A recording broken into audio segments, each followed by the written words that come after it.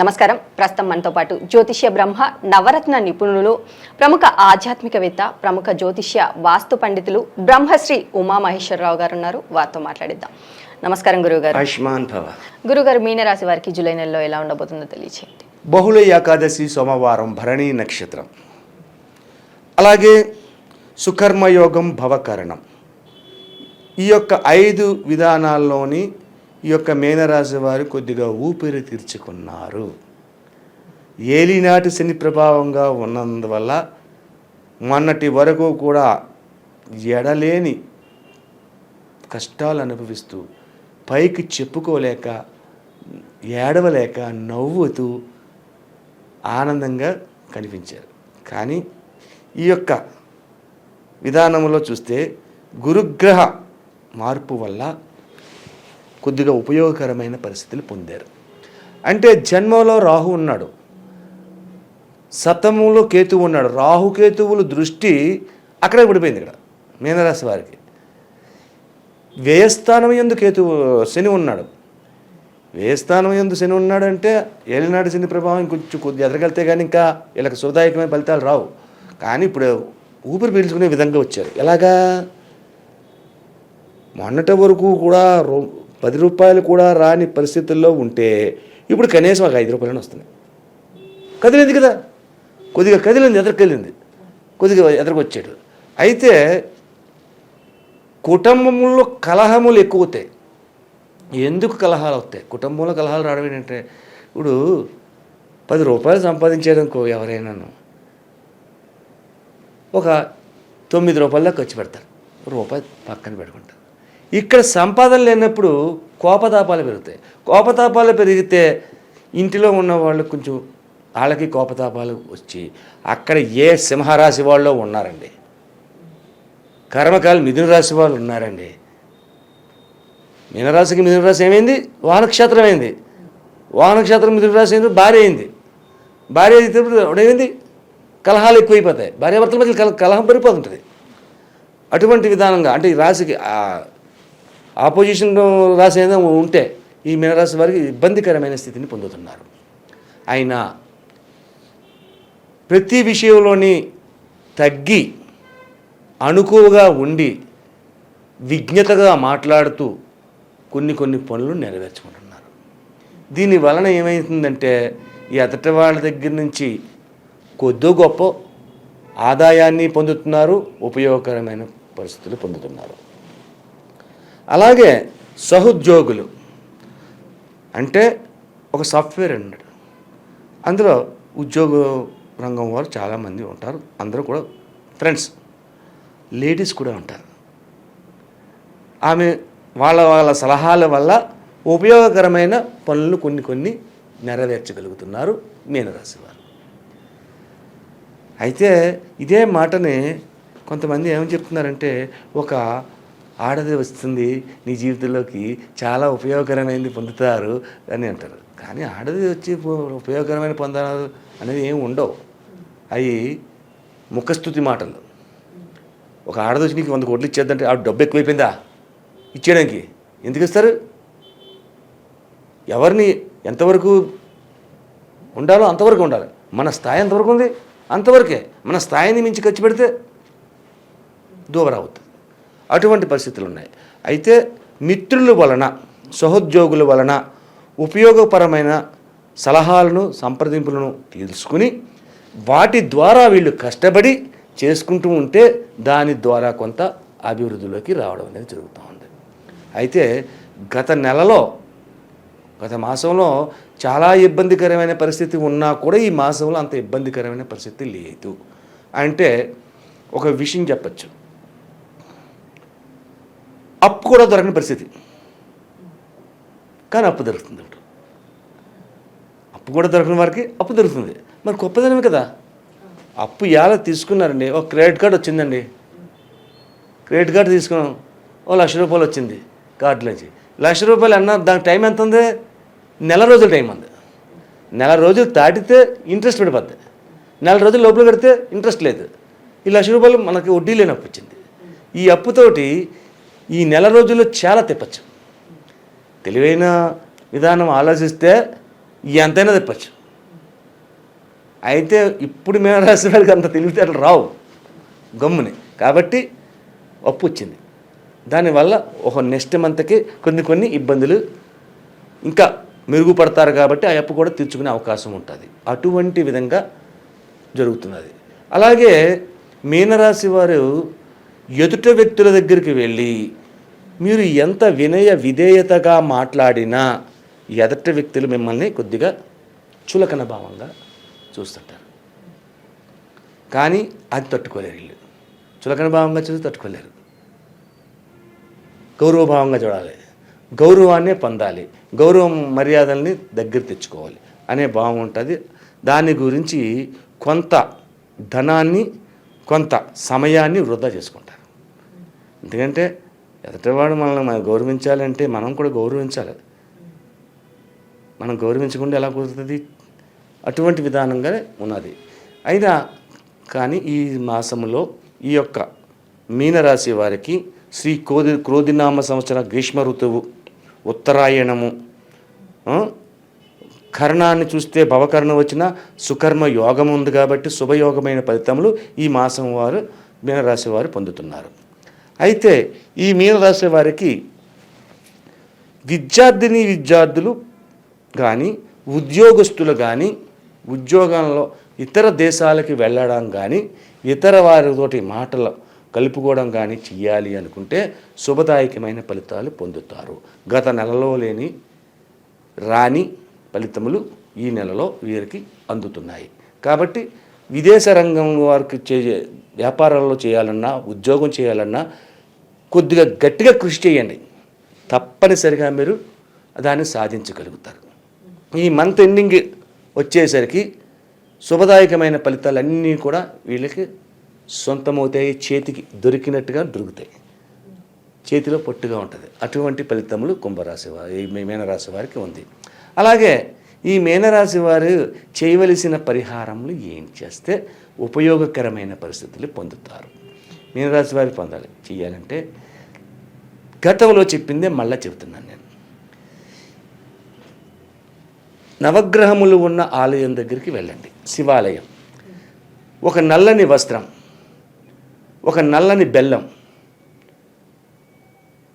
లేకపోతే ఒక చిమ్మిలి వండ, నల్లని బెల్లం కానీ లేకపోతే చిమ్మిలి వండ కానీ, చిమ్మిలి వండ కూడా పట్టుకెళ్ళచ్చు. ఒక రావి ఆకు, ఒక 150 గ్రాములు గానుగా నూనె. ఆ నూనెను తీసుకువెళ్ళి కొద్దిగా నల్ల నువ్వులు, ఒక పిడికడి ఉండే నల్ల నువ్వులు తీసుకుంటే 50 గ్రాములు నల్ల నువ్వులు తీసుకుని శివాలయం దగ్గరికి వెళ్ళి పంతులు గారితో చెప్పండి, శనేశ్వరుడికి, మరి ఏళ్ళనాటి శని ఇక్కడ, శనేశ్వరుడికి కొద్దిగా సంకల్పం చెప్పి పూజ చేయించండి అని చెప్పండి. అప్పుడు మీ గోత్రనామాలతోటి సంకల్పాన్ని చెప్పి ఆ శని భగవానుడికి చేస్తారు. ఆ నల్లని వస్త్రాన్ని శని భగవానుడికి కప్పి దాని మీద నూనె పొంచి కొన్ని నువ్వులు వేయించి ఆ తదుపరి చిమ్మిలి రావియాకు పెట్టి అక్కడ చిమ్మిలిని అందులో పెట్టి నివేదన చేయించండి. అలాగే ఒక మట్టి కుండ పట్టుకెళ్ళండి, ఈ మాత్రం మట్టి కుండను పట్టుకెళ్ళండి. మట్టి కుండతోటి నీళ్లు తీసుకుని ముందు ప్రదర్శన చేసేటప్పుడే శనేశ్వరుడు కానించి బుధుడు కానించి అన్ని నవగ్రహాలకి ఒక్కొక్క చెంబుడు మట్టి కుండతో నీళ్లు పోయండి. అది పక్కన పెట్టండి ఆ కుండని. ఆ తర్వాత శుభ్రంగా అభిషేకం జరుగుతుంది, పూజా కార్యక్రమం అయిపోతుంది. పూజా కార్యక్రమం అయిపోయిన తర్వాత నమస్కరించుకోమంటారు. అప్పుడు మీరు ఏం చేయాలంటే ఈ కుండను తీసుకెళ్ళి గుడి బయట ఆవరణలో ఎక్కడో చోట అక్కడ పెట్టండి, ఇంటికి తెచ్చుకోకూడదు. అక్కడ పెట్టేసి శుభ్రంగా కాళ్ళు చేతులు ముఖము కడుక్కోండి, లేదా స్నానం చేసే అవకాశం ఉంటే స్నానం చేయండి. స్నానం చేసిన తర్వాత ఈశ్వరాలయంలోకి లోపలికి వెళ్ళండి. ఈశ్వరాలయంలోకి వెళ్ళి ఈశ్వరుడికి అభిషేకాన్ని చేపించండి. అభిషేకాన్ని చేపించి ఉపయోగకరమైనటువంటి పరిస్థితులు పొందాలి అనుకుంటే ఆ రోజు నాడు ముందుగా మీరు శనేశ్వరుడికి నూనె పోస్తున్నప్పుడు మీ చేతులకు నూనె తగిలింది, ఆ రోజు నాడు ఆయిల్ లేని పదార్థాన్ని తినాలి. అంటే మజ్జిగ, అన్నం, కర్డ్ రైస్ తప్ప రెండోది ఏమీ లేదు. ఇంకా మీకు కావాలంటే పళ్ళు, పాలు, కూర కానీ ఇడ్లీ కానీ. ఇడ్లీ తినాలంటే ఇడ్లీ తినచ్చు, పంచదార ముంచి తినాలి. చట్నీలో ఆయిల్ ఉంది, కారపొడిలో ఆయిల్ ఉంది, కాబట్టి అవి పనికిరాదు. ఆయిల్ లేని ఫుడ్ తీసుకోండి.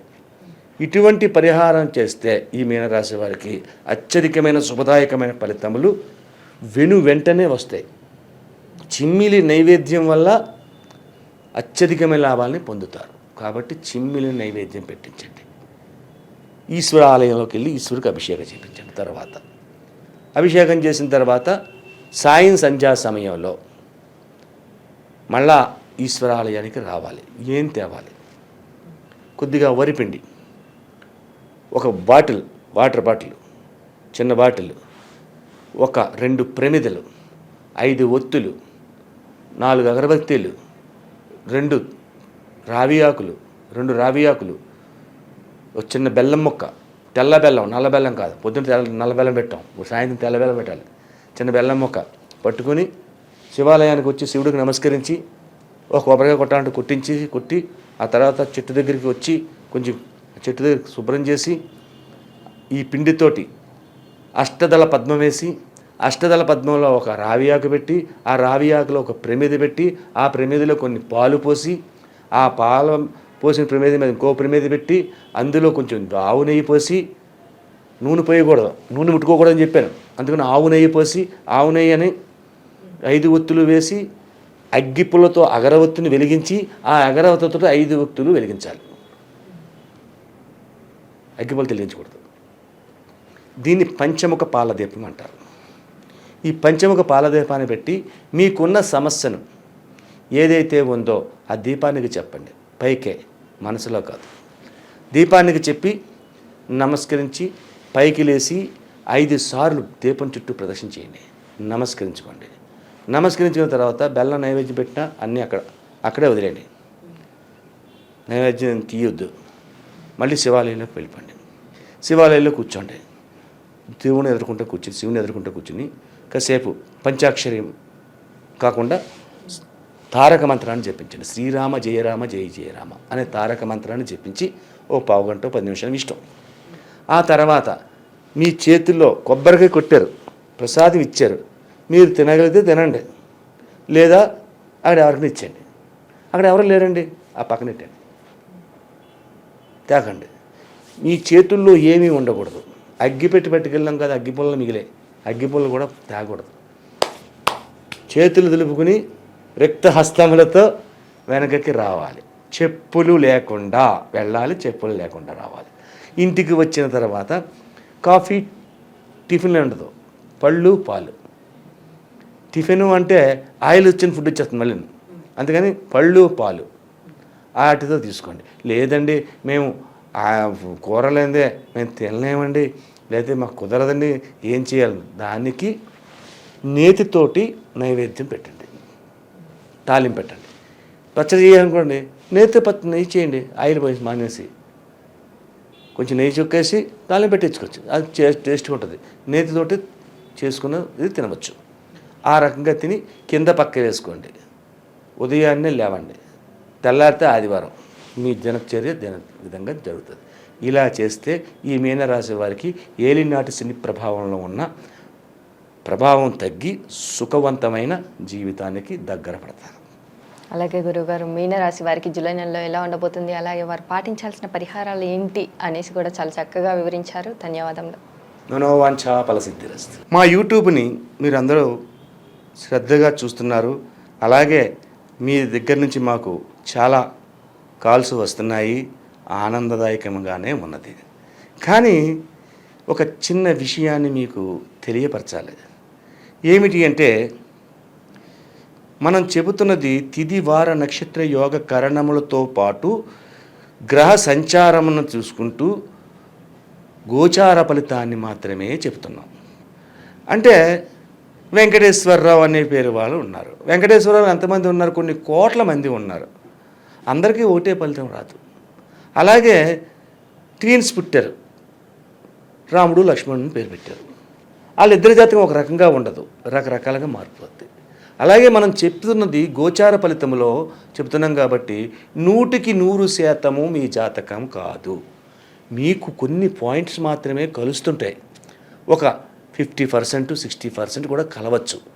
ఉన్నదంతా కరెక్ట్గా మీకు అనువదించడం జరగదు. కాబట్టి ఇది తెలుసుకోవాలంటే మన